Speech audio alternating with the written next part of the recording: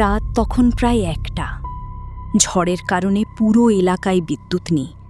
Naim motorbike নিয়ে ফাঁকা রাস্তা দিয়ে বাড়ি ফিরছিল। গ্রামের পাশের পুরনো সেতুর কাছে আসতেই তার বাইক হঠাৎ বন্ধ হয়ে গেল।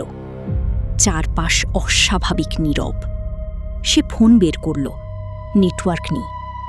ঠিক তখনই সেতুর ওপারে একটা মেয়ে দেখা গেল। লাল শাড়ি, ভেজা চুল, মাথা নিচু। নাইম ভেবেছিল হয়তো কেউ বিপদে পড়েছে। সে ডাকল, আপনি ঠিক আছেন? মেয়েটা ধীরে ধীরে মাথা তুলল। তার মুখ ফ্যাকাশে, চোখ দুটো অস্বাভাবিক কালো। তারপর খুব শান্ত গলায় বলল, একটু এগিয়ে আসবেন? নাইমের শরীর কেমন ঠান্ডা হয়ে গেল, তবুও সে কয়েক পা সামনে এগোল। হঠাৎ সে খেয়াল করল সেতুর ভেজা মাটিতে তার নিজের পায়ের ছাপ আছে, কিন্তু মেয়েটার নেই। ঠিক তখনই নাইমের ফোনে ফ্ল্যাশ করে একটা পুরনো নিউজ নোটিফিকেশন উঠে এলো। 3 বছর আগে এই সেতুতে রহস্যময়ভাবে নিখোঁজ তরুণীর ঘটনা আজও অমীমাংসিত।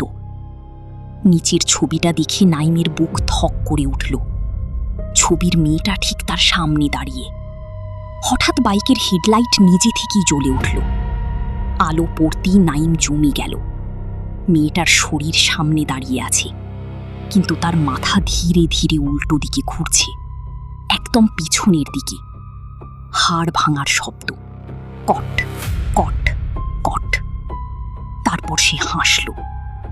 তুমি কি জানো, সেদিন আমাকেও কেউ সাহায্য করতে এসেছিল। নাইম পিছিয়ে যেতে লাগলো।